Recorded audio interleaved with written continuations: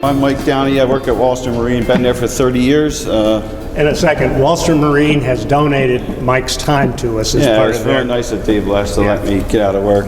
Go. I wanted to talk a little bit about safety items on the boat. I go around, I probably inspect 70 to 90 boats a year over the winter. Dave will give me a list of them and it will generate a bunch of work for us.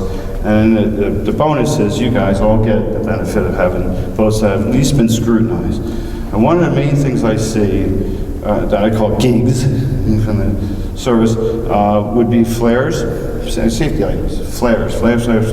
Most all of them were expired, okay? There's a very few, and that's usually I can tell because they're my anal customers that they actually have unexpired flares.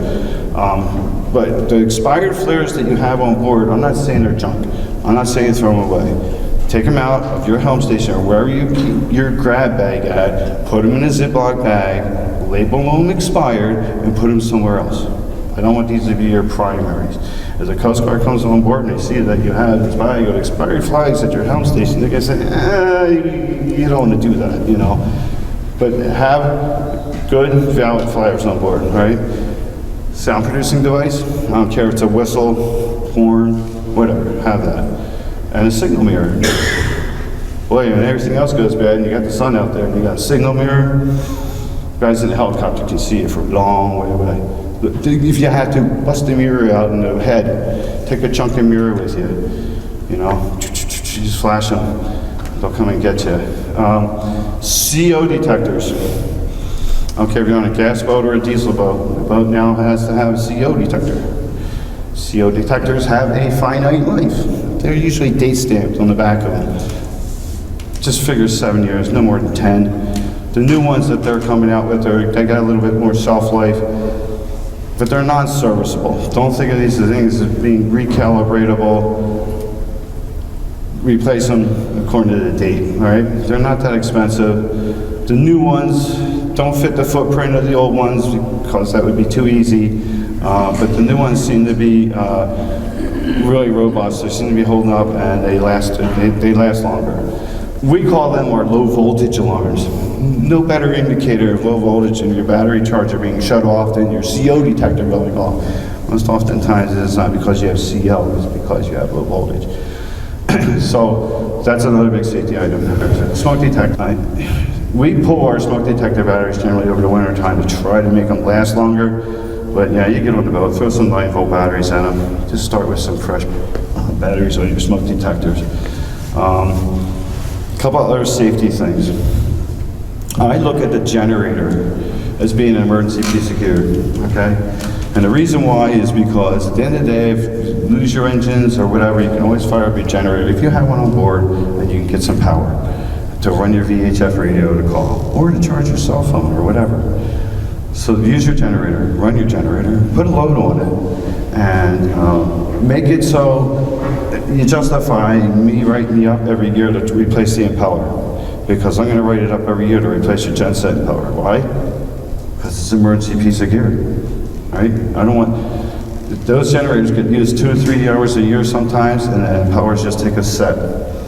And then when you want to use them in the middle of August when everybody's on board, you overheat.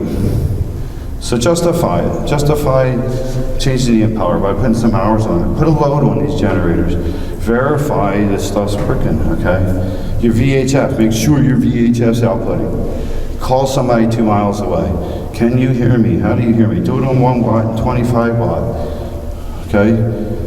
If your radio can accept an MMSI number, do it. Get an MMSI number, put it in there. It makes it so they have some static data on you. They know who you are, what kind of boat you are, and where your home port is. And your position, speed, and all that good stuff. Plus it also ties you in to anybody else who has an MMSI number in the radio. Because when you hit the distress button, that's where it's pinging. It's pinging out you, your information, and anybody else who's got a digital selective calling. I have an MMSI number, boom, they can see you.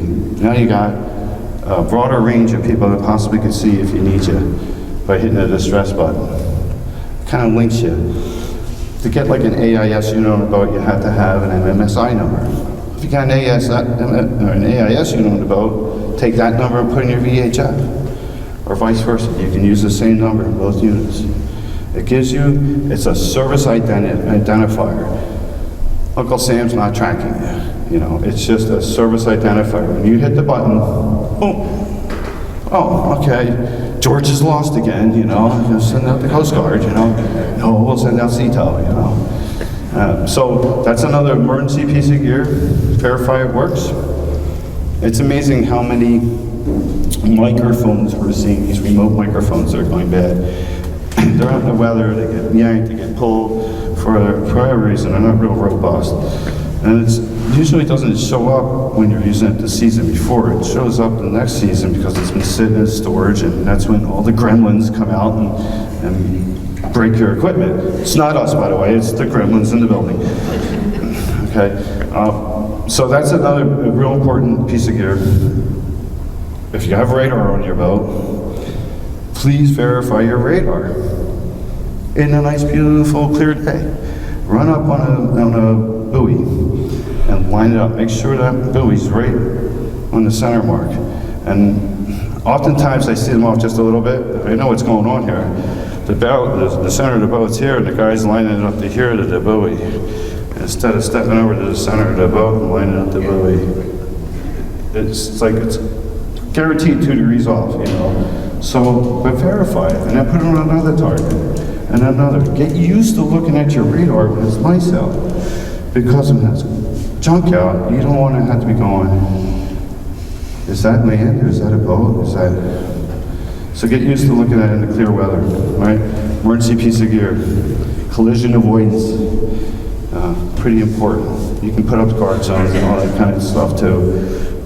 But if you can just learn how to interpolate your radar and verify that it's good, then you can believe it. You can have faith in it. Another piece of emergency gear that's super overlooked is your windlass. What happens when you lose power? You start, drifting. Your windlass is now key, right? That's going to keep you from going into rocks.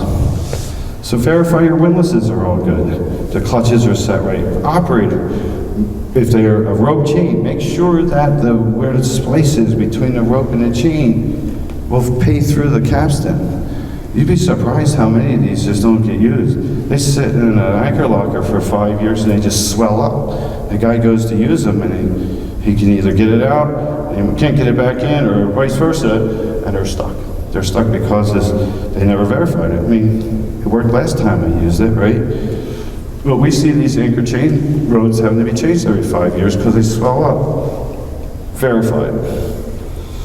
If you have a windlass that has a chain, all chain, please install a cutaway line on the end of that anchor chain. You say, why? If you're in bad weather, which is always going to be a scenario, and you get fouled and you need to get free, I don't want you down in this anchor locker with a pair of dikes and a channel lock or pliers trying to get a chain unhooked from a shackle that's hard mounted to the boat. I want you to be able to have a cutaway line that comes right up to the deck, that you can take a knife and go, goodbye, anchor, and you're free, all right? It's a safety item. Because I'm thinking worst case scenario, when are you gonna cut yourself free? Right, when you're getting the snot beat out of you and you're looking at it, you gotta get going, you gotta get free. Make it so it's easy. Cut a line, cutaway line, limb chains that are fastened. Some other safety things, and I'm gonna go, I'll tell you enough time yet? Good, all right. One of the best things that you can do as boat owners is use your senses. You guys, by telling us or telling Nervous Command Central what you need, using your senses helps us a lot. When you go in and you're going through your boat and you're doing your daily checks, or even when you're sleeping on the boat, you know what this boat sounds like. You know what this boat smells like. You know what this boat feels like. You've run it enough that, hey, if something's different, something smells different, don't just say, don't worry about it. Check it out. You're your own best determiner if anything's broken by using your senses. So here's the deal. When I go through a boat, I'm using my senses. When I go on inspection, I'm using all my senses. I'm looking for anything that's out of line. Cracks, hoses, chafes, oil leaks in the bilge. Loose hot connections you can often see sometimes because they're colored differently. Just looking for loose bolts, anything that's obvious, fluid levels, you know. This is all the stuff that you can do just visually, but also use your sniffer here too. When it comes to, I mean, you know what your boat smells like. If you start running your boat and it starts smelling like rotten eggs or something, don't just assume it's sewage, okay? Because that's the biggest thing. Now, it smells like sewage. It's not typically. It's usually your batteries or something. Batteries boiling smell really bad, but it's not normal, right? You smell something that's out of the ordinary, key on it. Walk around, call around your boat, see if you can nail it down before you call somebody, you know. Sometimes you can even just fend it off by seeing that it's a housekeeping issue, okay? So many of the things that I do too for going around troubleshooting is just put my hands on anything. Looking for leaks, putting my hands under cooling hoses just to see, squeezing hoses to see how hard they are. If they're all hard and you know, just about ready to break. Anything rubber is subject to being replaced.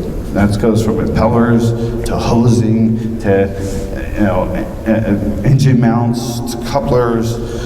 Anything like that is subject to wear, and they do. Not all rubber is created equal. I don't know, it's a big variance between rubber trees or whatever, but some hoses we can get to last for 30 years, and some we can't get to last 5 or 7. Brand new hose, you know, it's just like, this boat's not even 5 years old and the hose is cracked. But beyond that, you have to, the only way you find it is by putting your head down there, crawling around, looking at it, seeing what you see. You know what your boats look like day after day. When you do your daily checks or your monthly checks, or even when you come on board, start firing up stuff, see if anything changed. Big thing that, go ahead. I'd like to add one thing to that. I ask a lot of boaters that are out cruising on their boats if they open up their engine room hatch while they're running. I make it a point to go in about 15 minutes after I leave the dock, take a quick check, make sure everything smells good, I don't see water in the bilge, I don't see oil blasting all over, and then I do that every 2 hours while running. I know it sounds a little bit anal, but I'd rather catch something before it becomes a real problem. Yeah, I would agree with that. I would go every, I'm really, you know, I would go every hour because it's a Coast Guard thing, you know, you make your rounds every hour otherwise. But yeah, the other thing that I do, and I hear you, the best thing that we do at Walstrom, I think, is we take and we launch every boat and we run every boat to the wall. Put it right there. Jump down the hole with some ears, flashlight, and eyeball. Because guess where the stuff's gonna happen? At wide open throttle. Not necessarily a cruise, but boy, you push out the wide open throttle, get it fully loaded, yeah, that's where the turbo hoses blow off, and you wind up seeing the weeping coolant leaks because it's all under a lot of pressure. It exercises it. Now, I'm not saying I keep it there for, 10 minutes or anything, no. We bring it up there, we see where it gets up to, we note our RPM and our speed by GPS. We have a trend monitoring. Every year, we can go back and we can see on our commissioning sheet, this is what it turned up to, this is our speed. And it's saved us so many times. We'll have guys call and say, man, this thing, it just doesn't turn up like it used to. And we say, well, what does it turn up to? And then they tell us and we say, yeah, you're right, it's not turning up, or no, it's where it turns up to. So, plus you're doing a trend analysis. You know what it is, time after time. We generally just do it once a year because that's all we really get with your boats. But don't be afraid to take your boat out, put somebody at the helm, put on the ears while you're out cruising, and put it to the wall for a couple, 3 minutes or whatever, and take a jump down the hole and see if you can see anything leaking or smoking or, heaven forbid, anything else. Engine room cameras are kind of cool too now. A lot of our displays now have a video input that we can put engine room cameras on. Low light, don't even have to have the engine room lights on. It's really kind of cool. I'd much rather have an engine room camera than a backup camera. And that probably is because I really don't run these boats, so I could care less about running the boat. I just want to see what the engines are doing. But I think it's really cool that, you know, you can be underway, put up a window and say, okay, let's see how it's doing here. Not to say that replaces you going down in the hole. But that being said, going down into an engine room with engines that are running wide open throttle isn't for everybody, okay? It's gonna be a scary place. There's stuff that could be down there that's spinning around that's unguarded because they figure the engine room hatches, the doors, the cover. So you have to be really careful. If you go to do something like that, have good communications, maybe even have a third spotter, or better yet, find somebody else that jumped down in the hole and check it for you. Starting out each year is key. We had a lot of problems on our boats just by simply looking for them. Just by taking the boat, putting it to the wall, sea trial on all of our boats, we find stuff before you guys do. We don't want you guys finding half the stuff that we do. We just want to take care of it so you guys don't have issues. But now it's in your hands. So now the onus is on you guys to kind of police your boat and get familiar with it. I try to tell my sales guys, I don't think they listen to me because it requires effort, but I try to tell them to get out the owner's manuals. All these boats come with great owner's manuals. They say, oh Mike, how do you know so much? Well, I can read the owner's manuals, you know. I go in there and I say, where's the owner's manual? And then I find a phone number and I know who to call, you know. But generally within the first 2 or 3 pages of the owner's manual, it tells you everything you need to know. It's either that or it's the next to the last page. So you just skip the whole middle there if you need to. But it'll tell you your warnings in the beginning, your danger Will Robinsons, and then on the back a lot of times they'll have contact information, preventive maintenance type stuff, spare parts. But anything, it gives you a phone number.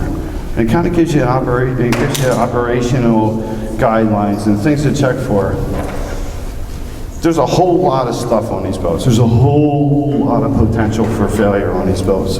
So the best that you can do is to keep vigilant and keep the boats clean and dry. Everybody loves to put these oil sorbs in their bilge, right? So that way they can catch the little droplets of oil, which is okay until you have a flood. When you have a compromised hose. Now all those oil sorbs are now like toilet paper in your bilge. And they get to the pump, they'll wind up making this perfectly good pump, not pump water anymore. Now you can't stem the tide anymore. You don't even have a fighting chance anymore because you had debris in your bilge pumps, okay? One of the most overlooked, under-maintained systems on a boat are bilge pumps. Because nobody wants to get down there and clean them out. So, being that they're probably half plugged up anyhow, let's not add anything to them, all right? If you had to put an oil absorb down underneath an engine, you fix the oil leak or fix the coolant leak, all right? It's a temporary thing. I've seen them where they'll have $80, it seems like an oil absorbs all laid down through the bilge. And don't do it. Also, when they sit there for a really long time, they actually deteriorate. And now that fuzz from the oil source is now stuck to the hull, and then you roll it up, and it just rolls up in like clumps. Well, that stuff when it gets into a bilge pump, it will just close it right off. Just like shower sumps, they use the same type of pump, and they require maintenance because they'll get plugged up. They'll get plugged up with hair or debris or whatever. So it's a maintenance item. Shower sumps are probably one of the most pumps in general are probably the highest failure thing that we have on boats outside of batteries, and it's usually because they're plugged up. They get starved for water, they're run dry, all that kind of good stuff. So taking care of your pumps, keeping the boat clean is huge.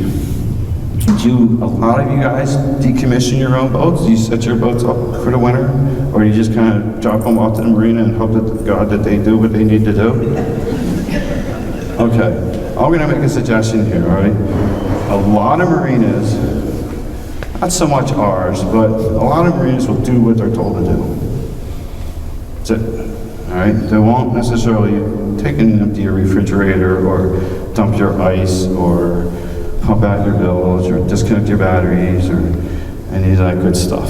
So it'd be a good idea when you put these boats away, before you do, is hey, tell these guys what you want to have done.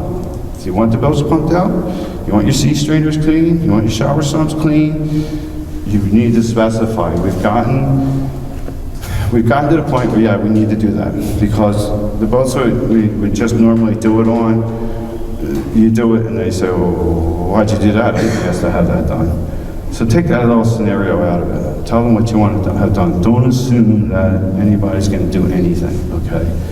Because chances are it's not going to be done. Unless I do it. If I do it, I'm just going to do it whether you want to pay for it or not. It's just going to be done right. The boat's going to be put away dry and clean. But I've seen it in enough marinas, because I go through enough buildings and enough other marinas to see how these boats are being put away. They're being put on a lift, they're being put in a building, they're being set down on jack stands, and you're lucky if they get plugged in. So here's a scenario. Leave your refrigerators closed and they got stuff in them. Mold.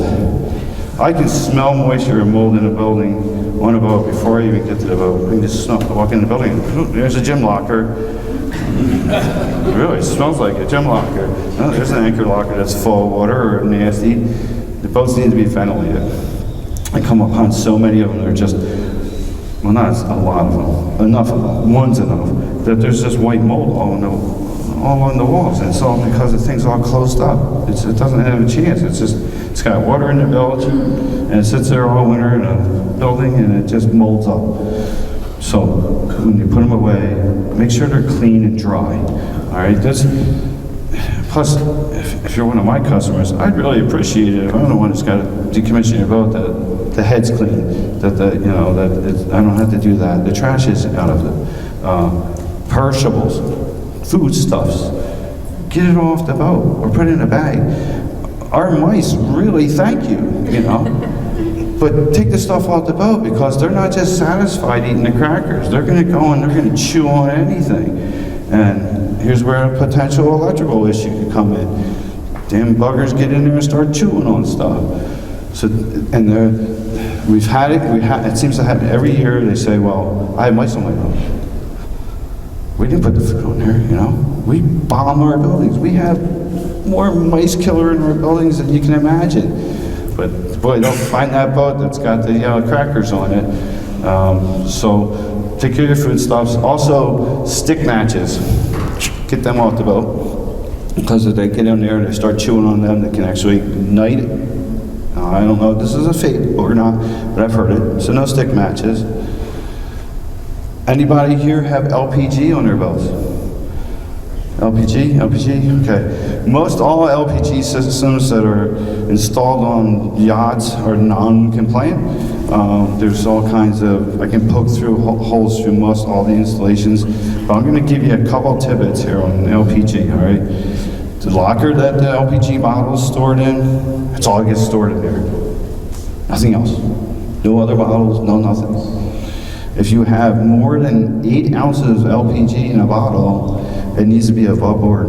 It cannot be stowed below in a cabin, down in a lazarette, in the anchor locker. It needs to be in a vented spot.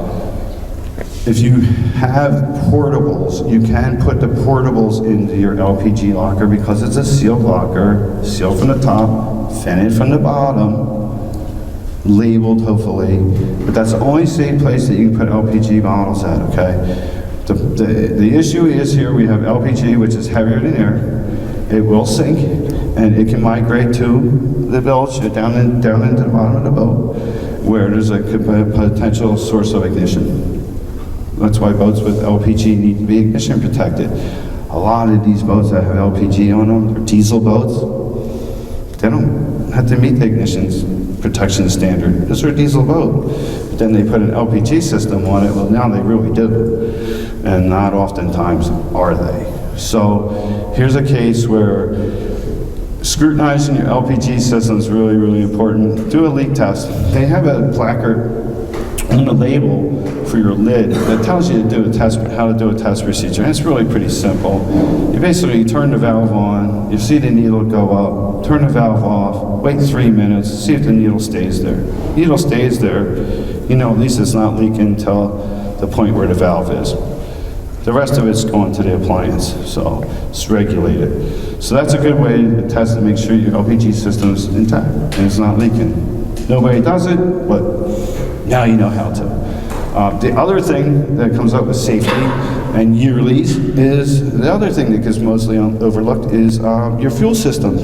Fuel systems need to be inspected annually. It says there's a placard right up by your helmet that says that. Hey, they have access covers to check all this stuff. It's all supposed to be readily accessible, with not really needing any screws or anything. You might have to take a speaker out or something. But hey, take a look at these fuel systems. And I'm talking from the fill cap right to where it hooks up to the engine. Just give it an eyeball. See if you got anything leaking, cracked hoses. Fuel fill caps. Make sure they're tethered. There's many got tether on all their fuel caps, so they don't go overboard. It's a chain, right? Oh, so many of them go overboard, and now the guy's sitting at that fuel dock going, now what do I do? Now he's got a rag stuffed in his fuel fill, right? There's also an O-ring that's on those fuel caps. Number one source for water in a fuel is, well, owners putting water in the fuel tank. Second is the O-ring, okay, for the fill cap. They do take a set, they do get to the point where they don't seal, they crack. I like to put the cap down, I like to make sure they can feel it kind of grab it and compress that seal a little bit. We've seen them where they're not tightened down, the deckhand hasn't tightened it down all the way. It's not the deckhand's fault, it's your boat, right? Double check the fill caps here, because you're the one who's going to have to pay to have the water pulled out of it, not the deckhand, right? So check your fill caps. So it starts there. So many fill cap chains or tethers are not there. There's a little kit that you can buy, shoves it right down in the hole, keeps your cap, safe and sound. Really important. I wound up losing a guy's fill cap on a boat when I was a teenager. I was filling up a boat at a marina that I really shouldn't have been at, filling a boat that I really shouldn't have been filling, and spun the cap off and down it went. Guy just got the boat, brand new boat. Boy, you want to talk about somebody that was really mad. I'm a South Philly Italian that was not happy with me. And I was told to leave the premises, So from then on, it's really stuck in my mind the importance of your life and how a tether could make the difference in it all, Yeah, it scared the heck out of me. I thought I was going to die that day, I got back to the house, and they're like, what's the matter, Mike? I'm like, oh my God, I just lost a fuel cap. And they're like, why were you filling a boat? I said, I couldn't help myself, So anyhow, fuel cap tethers are really, really important. Inspecting your fuel system is pretty important. I'm going to go through a little scenario here. A small little leak on a fuel filter. Drip, drip, drip, over time.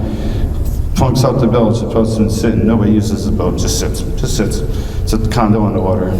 Drip, drip, drip. Nobody smells this, right? Over the whole summer, they're using the boat, they're running off the boat, Nobody smells this diesel fuel in the bilge? By the time they figured out that there was a leak, here the thing was casting it over the side, and they were making rainbows on the water. So but they weren't believing their nose. They really had a hard time smelling, but here's using your senses. It could have prevented it from a little tiny, little O-ring drip on a fuel filter. It could have been fixed like that to a major problem. Now they got major amounts of fuel oil in their bilge. They got the Coast Guard all over them, the DEQ and EPA, and who the heck else knows what else is going to be on them, because they got all this fuel that they cast into the water. So don't ignore it. If you see the drip, you feel the drip with your hands, using your senses, you smell the fuel, take action. Can I get 5 minutes? I want to finish up with batteries. Finish up and then we'll... Batteries are our number one consumable. I was just looking at them this morning in our shop. I'm like, There must be 30 batteries sitting here on the floor. There's always 30 batteries sitting here on the floor. I can't believe they're not getting picked up. They are. Our world is pretty tough on batteries, it seems like. Boy, you wish you could get them to last like a car battery, you know? Just last forever, a car battery. Our scenario is in a lot of our cases, we have multiple batteries hooked together. So as one battery, we have charging systems that are pretty sophisticated and pretty smart. Now, we have a lot of loads on these batteries now with inverters that consume batteries, and they're just not maintained. You say, well, how do you maintain them? It's pretty simple. First of all, you don't let them go dead, right? Because every time you make a battery go dead, every time it comes back, it takes a little bit of the battery with it. It breaks off plate material. That plate material migrates to the bottom of the battery. Over time, it accumulates, and it shorts out the bottom of the cell of a battery. Then it starts using water, okay? So maintenance on a battery. Distilled water only, to top them off. Never, ever, ever, ever, ever fill a dry cell. If you see cell material, plate material, never, ever, ever, ever, ever fill a dry battery. It will create a fire and explosion hazard because that part of the plate that's dry will never come back. All it's going to do is tell the charger, I got a bad battery. I got a low battery, and it's going to overcharge it, but it's going to continue to boil the water.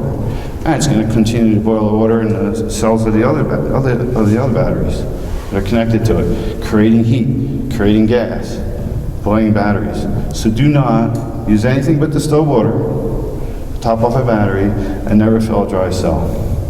We disconnect our batteries over the winter, water left on charge. One way or the other. They have to be that way. Because I don't buy them. Because I don't want these batteries going dead. Every time these batteries go dead, in the Marine, they go dead. They don't go just a little dead, they go dead. And then they come back with a vengeance with a 100 amp charge into them, and it can't help but hurt them. So the idea is let's keep these batteries fully charged. If you charge them, test them, top them off, and disconnect them. If they don't last the winter, you can disconnect it. Don't put them in service. So here's what we do. We take these batteries and we disconnect them, but we don't just disconnect a bank and test them as a bank. You have to disconnect these batteries individually to test them. So we break them apart and we line it up so that way come the spring I can put my tester right on each individual battery and I can find the weak one. They have these conductance testers out there. Sterling's got one. I think it's one of your favorite tools. I know, but you call me when you're using it. But it's a nice little reference that you can use to test the condition of your battery. There's no more toaster ovens putting load tests on them, creating hazards. It's a $70 little battery tester. You hook up to your batteries, and what it does is it gives you a value. It gives you a number. If it's a 900 CCA battery, it's going to tell you how many CCAs that battery's got in it. If it's 80% of that value, time to get rid of the battery. Or if it's got a dry cell, right? We don't want to put a battery in service that got a dry cell. So it lets you see right away the condition of the battery. Now, if that battery's hooked with like 2 other batteries as a house bank, and that one battery's bad, and the other 2 are okay, got to replace them all. You can't mismatch battery vintages in the same bank. And the reason why is the charger's going to see the older batteries, and it's going to charge to those older batteries. And then the poor, unsuspecting new battery that's just got put in there is going to get cooked, because now it's going to get overcharged. You can't help it. It's being charged at the rate that these low batteries are. So you can't mix and match them. You can't mix and match vintages. That being said, let's say you had your batteries just changed, and it's only been 5-6 months. And it's just a warranty issue. One of the batteries goes bad, you can get away with swapping them out because they're pretty close to vintages. That being said, you still want to take your tester and just verify that they're all pretty close, 980, 1020, just make sure they're all pretty close before you press them into service. We see so many guys trying to save money. I don't understand it. You know, you got, oh my Christ, I got 5 batteries in this bank, and I got one that's bad, and you want me to replace them all? Yeah, I do. Because what happens is then it's going to be a month later, you're going to smell the battery cooking, you're going to call me down and say, what's going on? I'll say, well, the new battery I just put in there is junk. Well, why is it junk? Well, because it got overcharged, and I got to try to explain the whole scenario. So when somebody tells you, yeah, you got to replace the whole bank, it's valid, okay? And it's just to hedge you from having other issues. Hot batteries, for instance. That's the other thing, using your senses. A battery should be just an ambient temperature, just right there. You should put your hand on any of the batteries at any time, and the battery should be right at ambient temperature. If they're warm, they're hot, they're no good. When they charge, they're supposed to be, you can't even hardly tell, all right? It means they're taking the charge fine. There's no issue with high resistance. The resistance is where we're seeing heat. So it's a great troubleshooting tool. Don't even need to put a tester on it. There it is, right there. It's charging, it's been charging for a day or two. You know, you put the boat in service, you go down there and put your hands on the batteries. I always tell these guys, Murphy's gonna kick you if you don't turn these things off at night. When we're charging these boats to get them ready, if we leave a boat plugged in on a Friday and we don't turn it off until Monday morning, guarantee you that that building's gonna smell really, really bad because the batteries are gonna cook. So we never leave them unpoliced. We put them on charge and then check them at the end of the day. Make sure that nothing's running hot. If nothing's running hot after 8 hours or so, all right, I'll turn them on, I'll let them run. I'll let them go through the weekend. But I try to get these online in the morning and then get to them back at the end of the day, not leave them overnight. If I leave them overnight, Murphy's gonna kick me, the boat's gonna stink a battery because I didn't check it, all right? It's when you press them back into service. The other thing you can do is, like I said, leave them plugged in. But now if you're leaving them plugged in, you have a smart charger, which is a 3-stage charger, you're not gonna have a problem with water consumption. That being said, you gotta put them away with water in them. You know, if you're putting water in them in the fall and they're already dry and you're gonna charge them all winter, you're gonna have dry cells. So go ahead and top off your fluid levels. Now when you top off battery fluids, I don't know if anybody's ever had to do this before, but most of the time I see that they're overfilled. There's a little dip tube that, and each cell has a slot in it. So you fill up the fluid so it just barely touches the bottom of this tube. So it has room to vent. I mean, these batteries need room to vent. And I see them where the batteries are all wet on top of them. You're like, oh God, somebody overfilled the batteries. You pull a cap off in there. Oh yeah, baby, they're full. They're chock full, you know. Now what do you do, right? Now you got a bunch of acid and water, and now you gotta start sucking acid out of them. So not friendly. So don't overfill them. We just, like I said, we don't want dry cells, and we want to make sure that the fluid level is right to the bottom of that, just to where the bottom of the tube is. So that batteries are, like I said, are huge maintenance items, but if you take care of them, you can extend the life of them. Generally, engine bank batteries last for a good long time. It's the house batteries and the inverter batteries that take the hit. And they're the banks that generally get run down dead. Inverter batteries are a whole nother animal. I consider them a consumable. I look at inverter batteries being good for maybe 2 seasons, depending on how much you use the inverter. But for the most part, they're the sacrificial lamb with an inverter. So you just kind of have to accept that going in. If you want quiet power, it's going to cost you the batteries. That being said, it might be good to have light batteries, not big AD batteries, because you know when you have to replace them every 2 years, the guys have to do that.